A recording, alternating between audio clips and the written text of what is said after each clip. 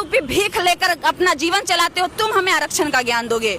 एक एजुकेशन करो, उसके बाद तुम्हारी औकात है तो हमसे बराबरी करो मेरिट में। अगर नाप नहीं दिए तुमको तो फिर कहना। लेकिन आप आइए हमारे साथ उसी खिचड़ी वाले स्कूल में पढ़िए, और है औकात तो फिर उसके बाद हमसे टैलेंट में बराबरी करिए। फिर देखिए कि असली टैलेंट किसमें है। और जो लोग टैलेंट अरे भैया टैलेंट था तो तुम्हारे बाप दादा क्यों अंग्रेजों की गुलामी करते थे?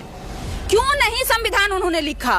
क्यों नहीं उन्होंने देश की आजादी की शुरुआत की? क्यों नहीं उन्होंने जंग छेड़ा कि हाँ देश आजाद होना चाहिए? क्यों अंग्रेजों की तलवापोशी कर रहे थे? वही शर्त है हमारी। नंबर 1, 1 नेशन 1 एजुकेशन लागू करवा। एक मिस्टर का बेटा जिस स्कूल में पढ़ेगा उसी स्कूल में एक प्रधानमंत्री का बेटा पढ़ेगा। एक कूड़ा साफ करने वाला का बेटा जिस स्कूल में पढ़ेगा उसी स्कूल में अंबानी और अडानी का बाल बच्चा पढ़ेगा। लेकिन देखिए कहा जाए जो लोग आरक्षण का सपोर्टर है वो बोल रहे हैं उसमें टैलेंट नहीं है। हम लोग जिसमें टैलेंट है वो पीछे रह जाता है, यानी कि लोग 70 नंबर लाके वो नौकरी नहीं ले पाता है, 30 नंबर लेके SC ST वाले नौकरी। डेफिनेटली है, हम सहमत हैं इस बात से, इनमें टैलेंट है। अब भाई जो पिछले 3000 वर्षों से जिसका खानदान पढ़ते आ रहा है उसका IQ लेवल, जो जिसका मात्र 3 पीढ़ी से लोग पढ़ते आ रहे हैं उसके IQ लेवल में आकाश और जमीन का फर्क होगा, नो डाउट होगा। और जिसके बाल बच्चे अमेरिका में, US में, कनाडा में, जर्मनी में पढ़ रहा है, और जिसके बाल बच्चा है वो सरकारी स्कूल में पढ़ रहा है जिसमें बैठने के लिए बेंच नहीं है, सर के ऊपर छत छू रहा है, उसकी बराबरी आप कनाडा और जर्मनी वाले से कहां से करिएगा? पॉसिबल है क्या? है पॉसिबल तो आप हमें बताइए। आप आइए हमारे साथ उसी खिचड़ी वाले स्कूल में पढ़िए, और है औकात तो फिर उसके बाद हमसे टैलेंट में बराबरी करिए। फिर देखिए कि असली टैलेंट किसमें है। और जो लोग टैलेंट अरे भैया टैलेंट था तो तुम्हारे बाप दादा क्यों अंग्रेजों की गुलामी करते थे?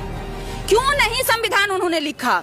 क्यों नहीं उन्होंने देश की आजादी की शुरुआत की? क्यों नहीं उन्होंने जंग छेड़ा कि हाँ देश आजाद होना चाहिए? क्यों अंग्रेजों की तलवापोशी कर रहे थे इतने दिनों से? पिछले 300 वर्षों तक भारत जो है गुलाम रहा, अंग्रेजों का गुलाम रहा, मुगलों का गुलाम रहा, औरंगजेबों का गुलाम रहा, बाबरों का गुलाम रहा, फलाना ढिमकाना A to Z सबका गुलाम रहा। अगर तुम में इतनी ही टैलेंट थी तो क्यों गुलाम रहा हमारा भारत? बस तुम इसका जवाब दे दो। टैलेंट की बात तुम करोगे, जो आरक्षण क्या बोलते हैं दान रूपी भीख लेकर अपना जीवन चलाते हो, तुम हमें आरक्षण का ज्ञान दोगे।